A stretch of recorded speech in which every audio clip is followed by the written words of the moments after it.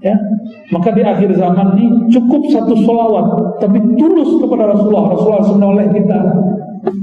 Daripada antum sholawat 4.404 kali supaya hajat jadi dikabulkan. Maka saya jarang membaca sholawat-sholawat yang dari ulama-ulama yang isinya untuk memudahkan urusan itu udah jarang saya baca. Malu aja bawaannya, ya, merasa gak pantas.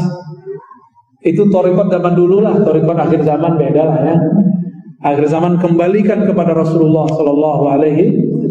Allah bersolawat. Allah emang mau beli, mau rumah. Allah itu emang maha jomblo kan esa. Allah gak butuh ya selainnya. Innallaha wa malaikatahu. Allah bersalawat kepada Nabi. Emang Allah mau beli mobil? Enggak kan? Bersalawat. Bait ketiga tentang salawat. Summa salatu wassalamu sarmada ala nabi khairi man qad wahada. Kemudian daripada itu salawat dan salam sarmada, senantiasa. Sarmada artinya apa? Senantiasa. Ala nabi khairi man qad wahada, terhadap baginda Nabi Muhammad sallallahu alaihi wasallam, khairi, sebaik-baik, man, orang yang qad, sungguh, wahada, telah mentauhidkan Allah Subhanahu wa ta'ala. Jadi yang paling sempurna mentauhidkan Allah itulah baginda Rasulullah sallallahu alaihi wasallam. Maka Rasulullah ini salah satu nama nurnya, nama kehambaannya adalah Abdul Ahad. Apa namanya beliau? Abdul Ahad, yang hamba yang maha sempurna Allah Subhanahu wa ta'ala. Keesaannya memancar dalam diri Nabi Muhammad sallallahu alaihi wasallam. Allah itu cuma mandang kalbu Nabi, hanya mandang kalbu Nabi. Kalau nur Nabi sudah tidak ada di muka bumi, itulah yang disebut kiamat. Maka rumah tangga akan hancur jika nur itu sudah ada, tidak ada di rumahnya. Tengkar aja, tapi nurnya jangan hilang. Itu nur kasih sayang. Ya, cekcok silakan, tapi jangan keluar dari nur itu. Nabi Muhammad sallallahu alaihi wasallam, karena kalbu beliau lah yang dianggap Allah. Orang-orang yang berselawat kepadanya, namanya nanti akan terpancar di dalam kalbu Rasulullah SAW. Maka buatlah Rasulullah senang, buatlah Rasulullah ridho, dan dia membalas salawat-salawat kita. Jadi siapa yang dibalasi Rasulullah salawatnya, orang itu ditandai Allah sebagai hamba terbaik. Insya Allah. Jadi pintu menuju Allah itu cuma Nabi Muhammad, bukan mursyid. Mursyid itu cuma pewaris Nabi Muhammad. Maka seorang mursyid jangan jadi penghalang murid-muridnya. Kiai jangan menjadi hijab murid-muridnya. Harus menghantarkan muridnya secepat mungkin ke hadirat Allah Subhanahu wa ta'ala. Salawat itu ragamnya banyak. Sighat, bahasa Arabnya redaksi. Redaksi ini yang penting adalah fasolli wa sallim. Maka boleh digubah dengan ungkapan apa saja. Berbeda dengan kelompok ekstrim dan jahil zaman ini yang mengatakan tidak boleh bersolawat kecuali sesuai dengan riwayat. Padahal riwayat-riwayat itu berbeda dalam menyebutkan redaksi, menunjukkan bahwa periwayat hadis juga berbeda-beda dalam bersolawat. Kalau ahli hadis boleh beda, kenapa ahli fikih tidak boleh? Jika ahli fikih boleh berbeda, kenapa ahli akidah tidak boleh? Jika ahli akidah berbeda, kenapa ahli zikir, ahli tasawuf tidak boleh? Sayyidina Ali bersolawat dengan lafaz yang dia buat sendiri. Al-Hasan Al-Basri membuat lafaz sendiri. Imam Syafi'i buat sendiri. Gak apa-apa. Gak bisa bahasa Arab, boleh pakai bahasa Indonesia.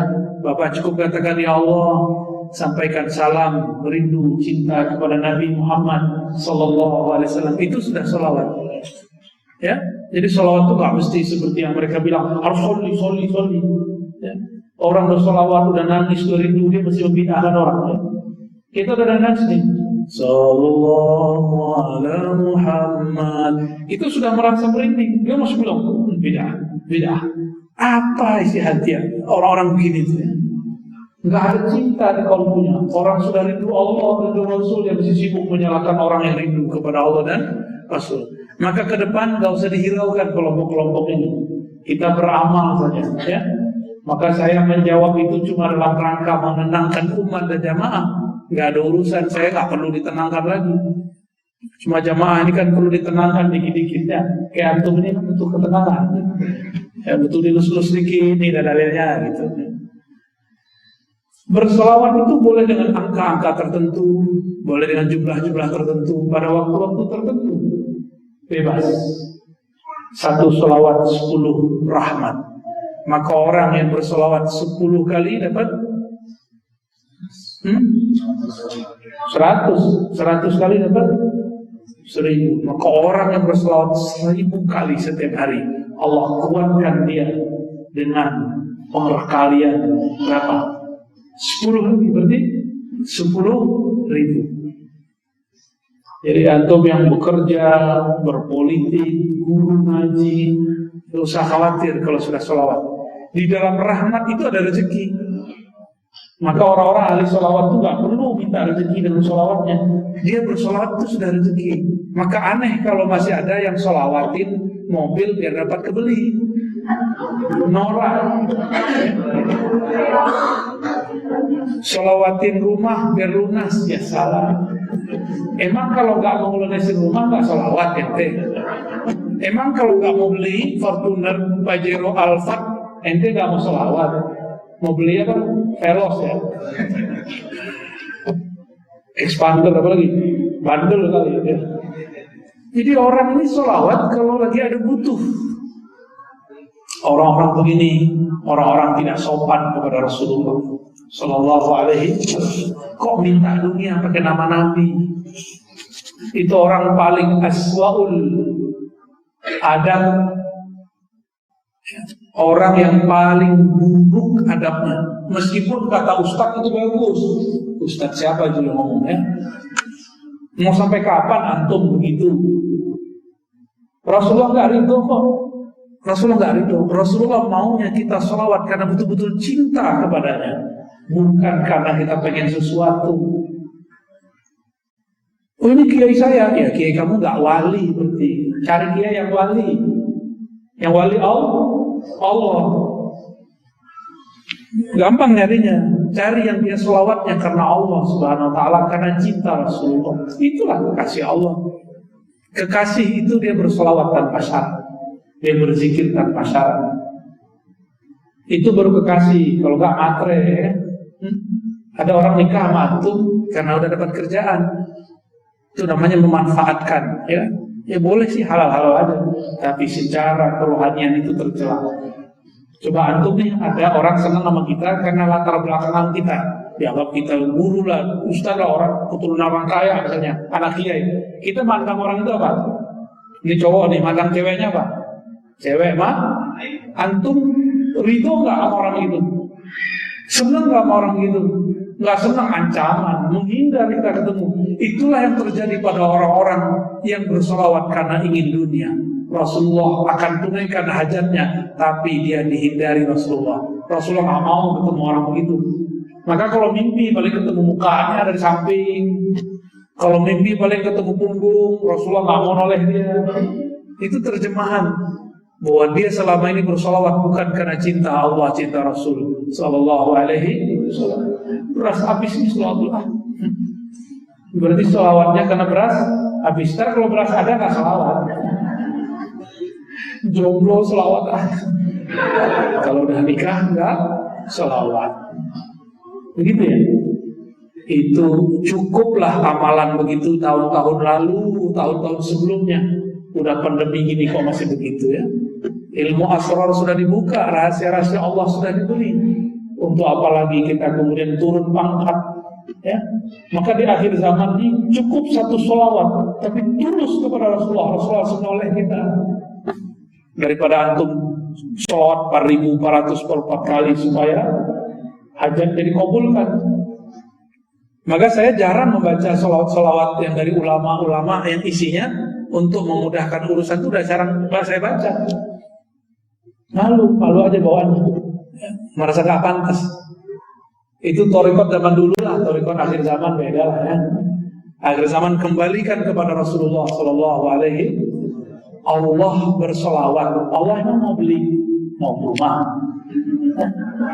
Allah itu emang maha jomblo kan esa. Allah gak butuh ya selainnya. Inna Allah wa malaikatahu. Allah bersolawat kepada Nabi. Emang Allah mau beli mobil? Enggak kan? Bersolawatlah sebagaimana Dia bersolawat kepada kekasihnya. Tulus, ya, itu sholawat antum sudah sama dengan dunia dan seisinya. Ya, ada yang sholawat untuk melek orang, ya salah, norak itu.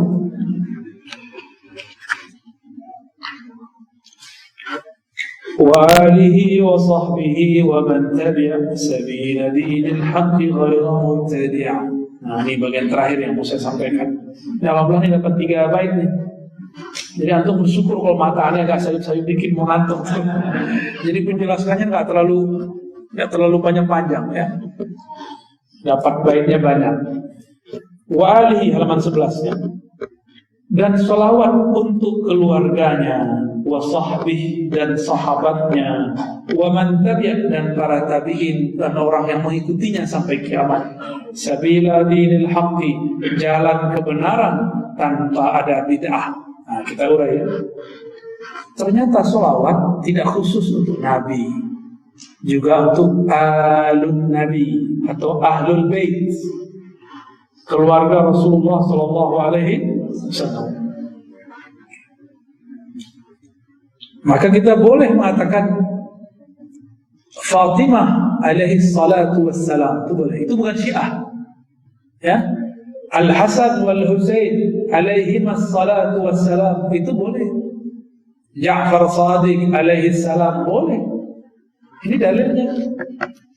Ya. Dari hadis Bukhari dan Muslim, Nabi bersabda ketika ditanya, bagaimanakah cara kami bersolawat wahai Rasulullah? Nabi jawab, qulu Allahumma salli ala Muhammad wa ala alihi atau wa ala ali Muhammad. Sampaikan juga untuk keluarga Nabi Muhammad.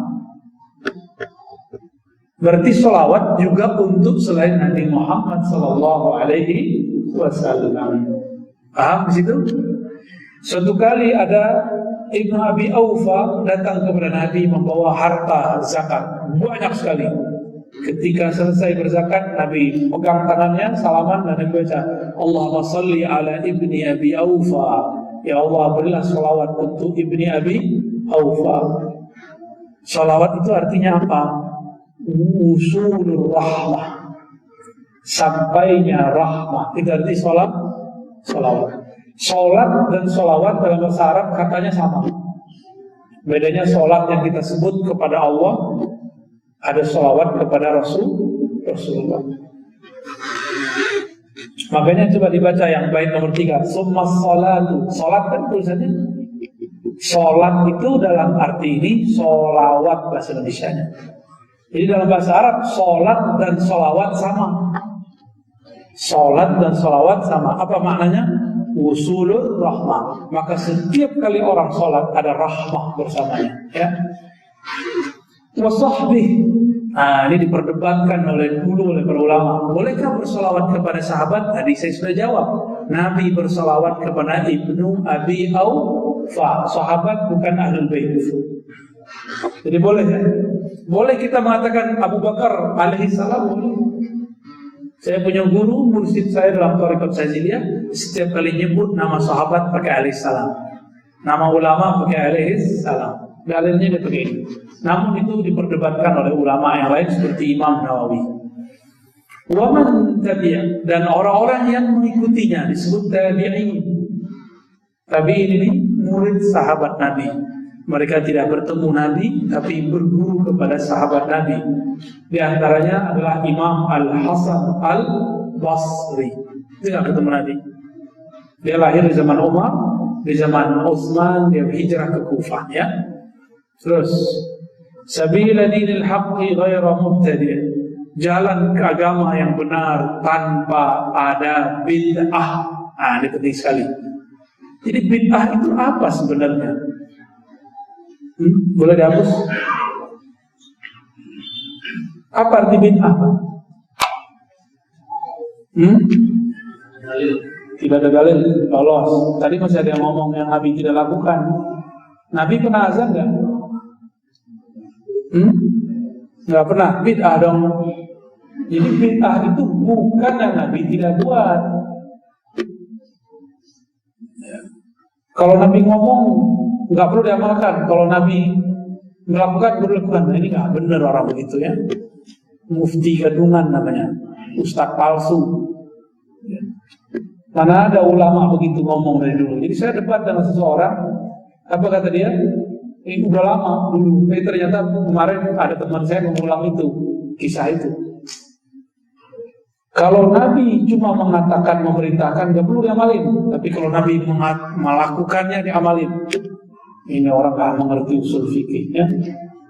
Dalil itu selama Nabi mengatakannya, melakukannya, mendiamkannya boleh. Udah jadi dalil. Dalil itu banyak, belasan dalil dalam Islam. Bid'ah, ada satu hadis yang sering dibaca, kullu bid'atin, setiap bid'ah itu sesat. Benar, setiap bid'ah sesat. Tapi maksud Nabi ngomong bid'ah itu berbeda dengan maksud Umar ngomong bid'ah. Umar ngumpulin orang sholat tarawih berjamaah, lalu dia mengatakan ni'matil bid'atu hadi. Ini nikmat paling keren ya, kayak canda-candaan kiai-kiai. Ayo makan bid'ah gitu. Banyak kita ketemu kiai suka nyandain bid'ah. Itu seperti Umar. Sayyidina Umar mengatakan ni'matil bid'atu hadi. Anaknya ngomongnya sama, Abdullah bin Umar mengatakan ni'matul bid'atu hadi. Maksudnya apa? Apakah Umar, Abdullah menyalahi Rasulullah? Karena ada seorang ustadz di daerah sono seberang, kata dia, jika ada sahabat berbeda dengan Nabi, tinggalkan sahabat. Kayaknya benar ya? Kayaknya benar kan? Omongannya kayaknya benar. Tapi tujuan dia apa maksud itu? Dia ingin membatalkan antum, tapi dengan kalam ini dia sedang menghina sahabat. Katanya dia anti Syiah, Rafidhah. Tapi kok malah menjadi seperti Syiah? Terbayang gak oleh antum ada sahabat amalnya bertentangan dengan Rasulullah? Terbayang?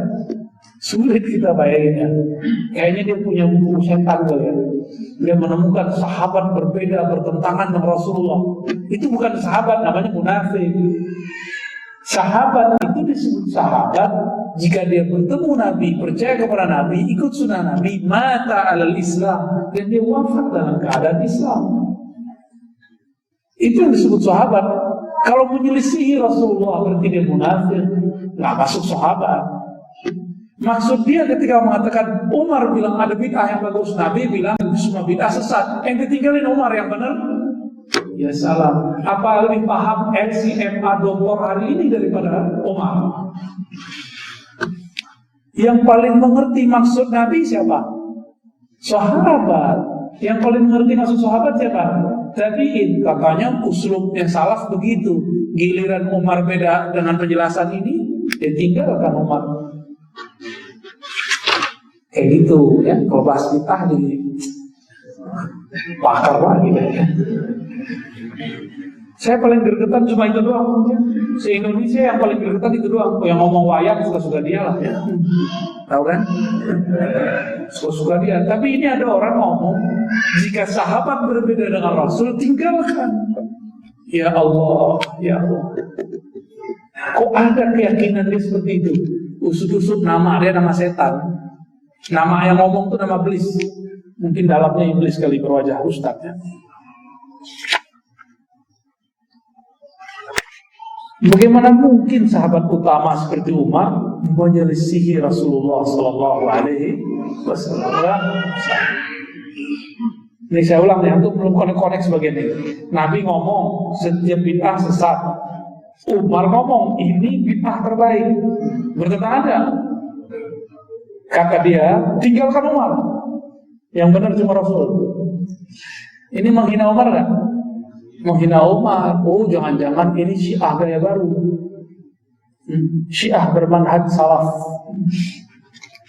Ada ya? Barusan.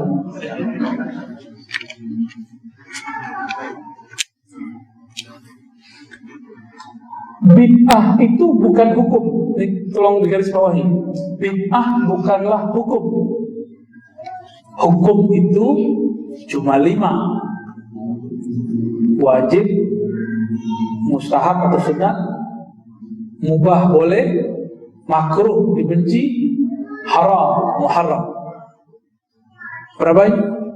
5. Ulangi. Wajib, 3, 4. Oke. Si bid'ah ini kan artinya sesuatu yang baru, yang Nabi tidak kerjakan atau dalilnya belum ketemu.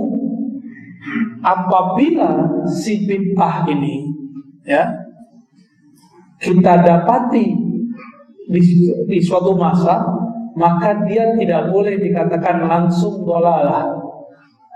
Mesti dicek dulu, jangan-jangan dia bukan yang dolalah itu, jangan-jangan masih ada dalil yang menyokongnya, maka disebut kemudian bid'ah hasanah. Oh, gak ada bid'ah, ente kok ngomong bid'ah dibagi-bagi, kan kata kawan kita gitu. Rasulullah bilang kullu, ente pasti bagi, menyelisihi Nabi. Gampang sekali balasnya. Kamu punya imam kan, namanya Ibnu Taimiyah? Ya, pasti dia bilang ya. Ibnu Taimiyah membagi bid'ah jadi 2. Hah? Apa pembagian Ibnu Taimiyah? Bid'ah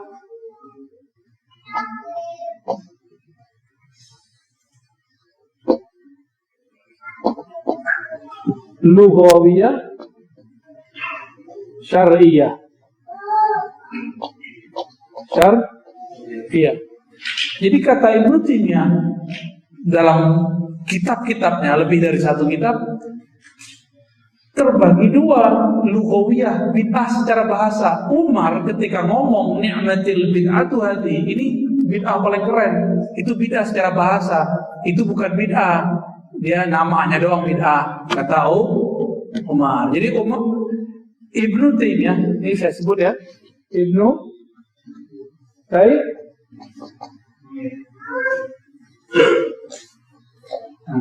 gelarnya Syekhul Islam. Dia membagi bid'ah seperti itu. Ini disebut bid'ah, tapi lughawiyah, masih boleh dipakai. Contohnya sholat tarawih 20 rakaat. Tarawih. Syariah ini bid'ah yang menyalahi syariat. Lo apa bedanya? Kita menyebutnya lughawiyah, ini apa kita sebut?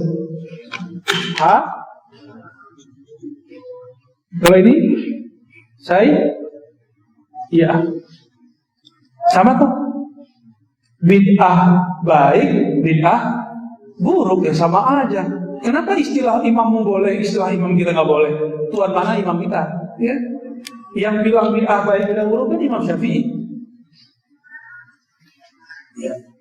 Lalu dilanggengkan oleh Imam Ibnu Abil Iz, Imam Ibnu Salah, dan ditulis kembali oleh Imam Nawawi. Wah, kalau kita ukur-ukur bisa begini Pak, emang situ lebih pintar dari Nawawi. Tapi kan kita nggak mau begitu, walaupun kita mau ngomong gitu. Ya. Kayaknya ditegur mau selesai cepat ini. Udah jangan perang lagi bro.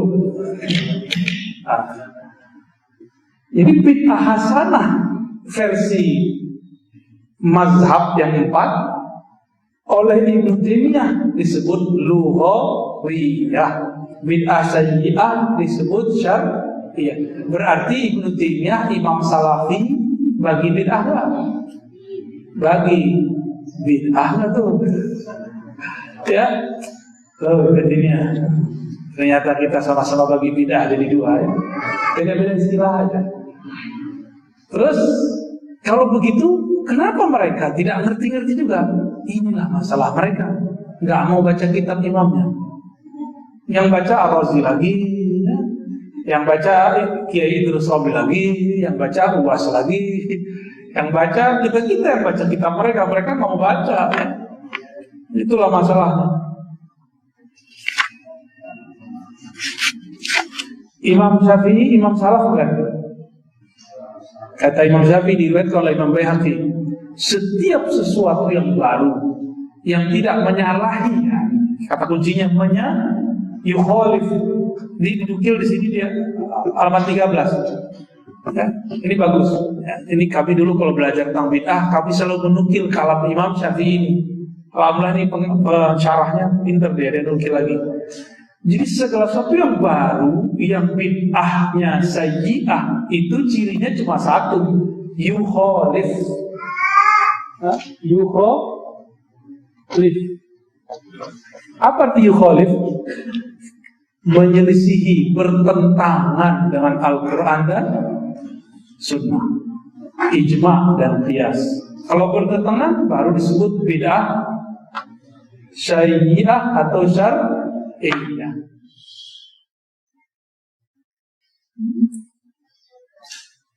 Silahkan dibaca ya halaman 13 ini. Jadi Imam Syafi'i sendiri yang bilang ada bid'ah yang mazmum, sayyi'ah mazmum, sayyi'ah mazmumah, hasanah ini mahmudah, sama aja, itu perbedaan istilah aja. Ya, Imam Syafi'i membagi bid'ah. Imam Syafi'i, Imam Salaf. Ibnu Taimiyah membagi bid'ah. Dia pengen ikut salaf walaupun bukan orang salaf. Sekarang ada kelompok yang mengaku salaf tidak mau membagi bid'ah. Antum kira mana yang benar-benar salaf? Kitalah pewaris salaf yang sebenarnya. Cuma kita kan nggak perlu bilang-bilang kita salaf, ya. Nggak perlu, karena jangan-jangan penyebutan begitu menjadi sombong. Kita cukup mengatakan, wah saya hamba Allah, bermazhab Syafi'i. Ini cukup, nggak usah bilang salaf ya. Salaf banyak.